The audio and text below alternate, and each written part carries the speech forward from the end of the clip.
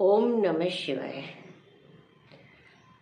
મિત્રો, આજે આપણે શ્રી યોગ વશિષ્ઠ મહારામાયણમાં આગળ જઈએ.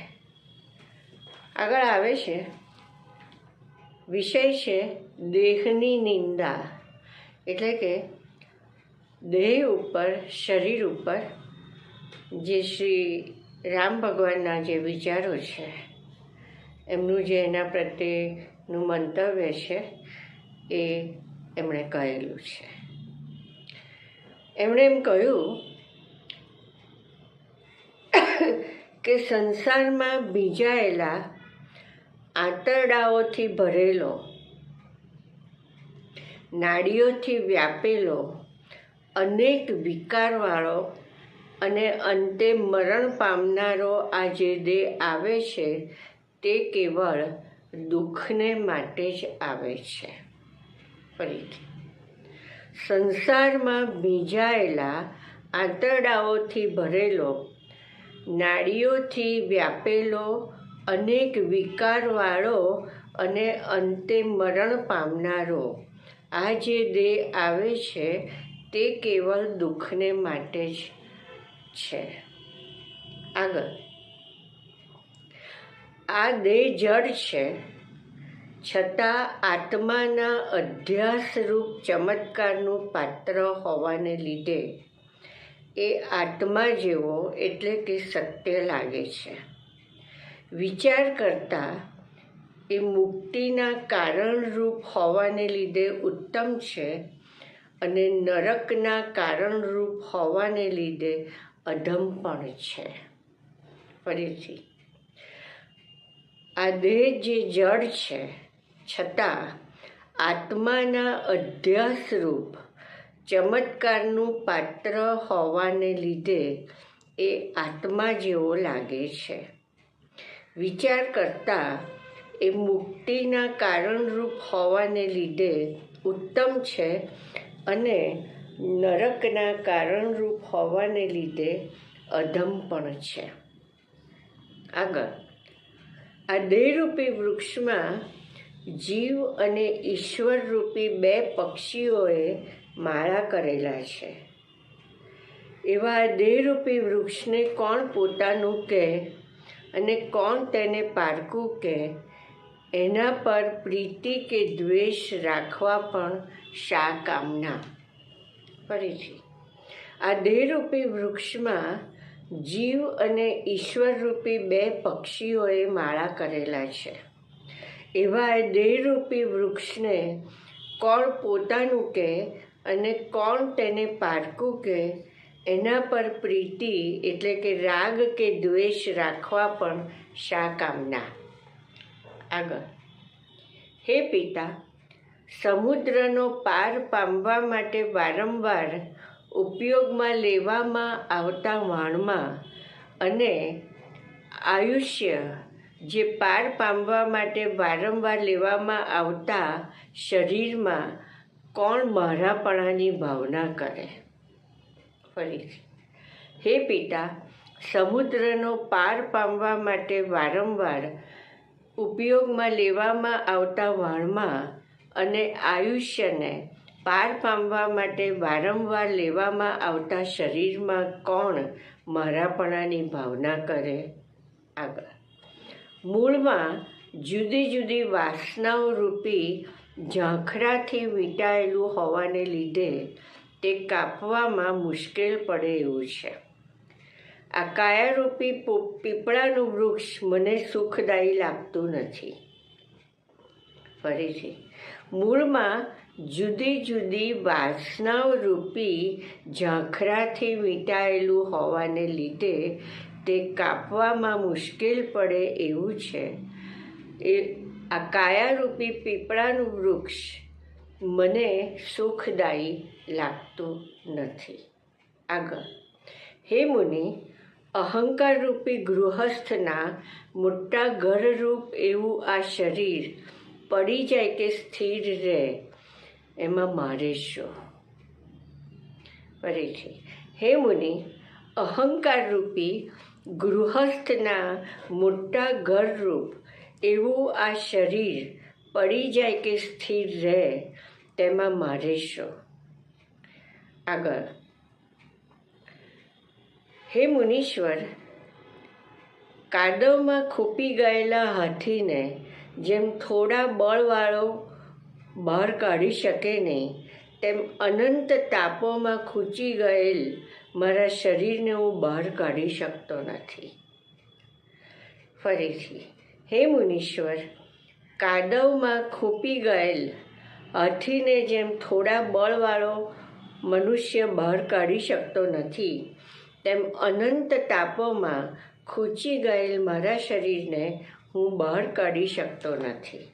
આગળ, હે તાત, પાળી પોષીને મોટા કરેલા શરીરો મરણને અવસરે જીવની સાથે જતા નથી, તો હે તાત, આવા કૃતજ્ઞ શરીર ઉપર બુદ્ધિમાનોને આસ્થા શાની હોય? ફરીથી, હે તાત, પાળી પોષીને મોટા કરેલા શરીરો મરણને અવસરે જીવની સાથે જતા નથી, તો હે તાત, આવા કૃતજ્ઞ શરીરો ઉપર બુદ્ધિમાનોને આસ્થા શાની હોય? આગળ, મદોન્મત્ત હાથીના કાનની અણી જેવા ચંચળ અને લટકી રહેલ પાણીના બિંદુ જેવા ક્ષણભંગુર આ દેહ મને છોડે નહીં, તે પહેલાં જ હું તેને છોડી દઉં છું. ફરીથી, મદોન્મત્ત હાથીના કાનની અણી જેવા ચંચળ અને લટકી રહેલા પાણીના બિંદુ જેવો ક્ષણભંગુર આ દેહ મને છોડે નહીં, તે પહેલાં જ હું તેને છોડી દઉં છું. ઘણા કાળ સુધી ખાઈ પીને છેવટે યત્ન વગર જ નાના પાંદડાની જેમ દુબળો આ દેહ થઈ જાય છે અને મરણને જ અનુસરે છે. એના એ જ આવ્યા કરતા સુખ દુઃખોને વારંવાર અનુભવવા છતાં આ પામર દેહને લાજ પણ આવતી નથી. ફરીથી, ઘણા કાળ સુધી ખાઈ પીને છેવટે યત્ન વગર જ નાના પાંદડાની જેમ દેહ દુબળો થઈ ગયો છે અને મરણને જ અનુસરે છે. એના એ જ આવ્યા કરતા સુખ દુઃખોને વારંવાર અનુભવવા છતાં આ પામર દેહને લાજ પણ આવતી નથી. આગળ, જે દેહ ચિરકાળ સુધી ઐશ્વર્યને ભોગવીને તથા વૈભવોની લક્ષ્મીને સેવીને પણ ઉત્કર્ષ પામતો નથી કે અવિનાશીપણું પણ પામતો નથી, તેને શા માટે પાળવો જોઈએ? ફરી, જે દેહ ચિરકાળ સુધી ઐશ્વર્યને ભોગવીને તથા વૈભવોની લક્ષ્મીને સેવીને પણ ઉત્કર્ષ પામતો નથી કે અવિનાશીપણું પામતો નથી, તેને શા માટે પાળવો જોઈએ? આગળ, ભોગીના તથા દરિદ્રના એ બંનેના દેહ સરખા જ છે, કારણ કે તેઓ ઘડપણના સમયમાં ઘરડા થાય છે અને મરવાના સમયે મરી જાય છે. આમ જેને ગુણ અવગુણનું જ્ઞાન નથી, તેવા દેહને શા માટે પાળવો જોઈએ? આગળ, આ કાયારૂપી કાચબો કોઈ રીતે બહાર નીકળવાનો યત્ન નહીં કરતા સંસારરૂપી સમુદ્રની અંદર તૃષ્ણારૂપી ખાડામાં મૂળ બનીને ગુપચૂપ રહ્યા કરે છે. ફરીથી, આ કાયારૂપી કાચબો કોઈ રીતે બહાર નીકળવાનો યત્ન નહીં કરતા સંસારરૂપી સમુદ્રની અંદર તૃષ્ણારૂપી ખાડામાં મૂળ બનીને ગુપચૂપ રહ્યા કરે છે. આગળ, કાદવથી ભરેલા વિષયોરૂપી ખાબોચિયામાં ડૂબ્યા કરતો અને તરત જ ઘરડો થઈ જતો આ દેહરૂપી દેડકો કેવો છે અને કેવી કેવી દુર્દશાને ભોગવીને તરત જતો રહેશે તે જાણવામાં આવતું નથી. ફરીથી, કાદવથી ભરેલા વિષયોરૂપી ખાબોચિયામાં ડૂબ્યા કરતો અને તરત જ ઘરડો થઈ જતો આ દેહરૂપી દેડકો કેવો છે અને કેવી કેવી દુર્દશાને ભોગવીને તરત જતો રહેશે એ જાણવામાં આવતું નથી. આગળ, હે ભગવાન, વાયુ, દીવો તથા મન જાય છે અને આવે છે.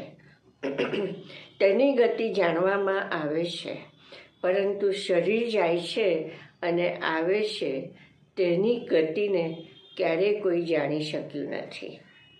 ફરીથી, હે ભગવાન, વાયુ, દીવો તથા મન જાય છે ને આવે છે તેની ગતિ જાણવામાં આવે છે, પરંતુ શરીર જાય છે ને આવે છે તેની ગતિને કદી જાણવામાં આવતી નથી.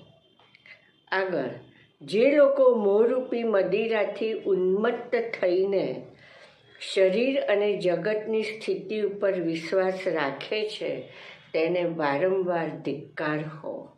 ફરીથી, જે લોકો મોહરૂપી મદિરાથી ઉન્મત્ત થઈને શરીર અને જગતની સ્થિતિ ઉપર વિશ્વાસ રાખે છે તેને વારંવાર ધિક્કાર હો. આગળ, હે મુનિ, હું દેહ નથી, હું દેહનો નથી અને દેહ મારો નથી એવી સમજણથી જેમના ચિત્ત વિશ્રાંતિ પામ્યા છે તેઓ મનુષ્યમાં ઉત્તમ છે. ફરીથી, હે મુનિ, હું દેહ નથી, હું દેહનો નથી અને દેહ મારો નથી એવી સમજણથી જેમના ચિત્ત વિશ્રાંતિ પામ્યા છે તેઓ મનુષ્યમાં ઉત્તમ છે.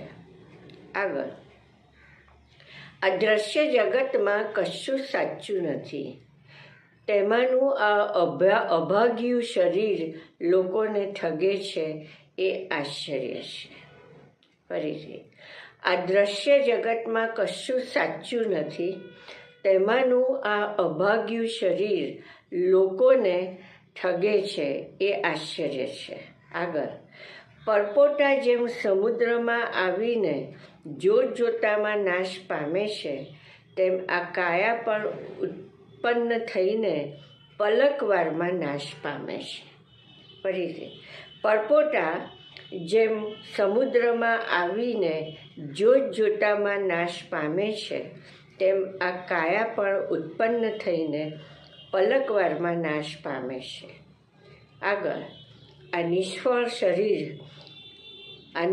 શરીર સંસાર સંબંધી અનેક કાર્યોરૂપી પાણીની ચકરીઓમાં વ્યર્થ ઘુમરીઓ ખાયા કરે છે. ફરીથી, આ નિષ્ફળ શરીર સંસારરૂપી અનેક કાર્યોરૂપી પાણીની ચકરીઓમાં વ્યર્થ ઘુમરીઓ ખાયા કરે છે. આમ આ શ્રી રામ ભગવાને શરીર ઉપરના પોતાના દેહ ઉપરના પોતાના જે વિચારો હતા તે કયા.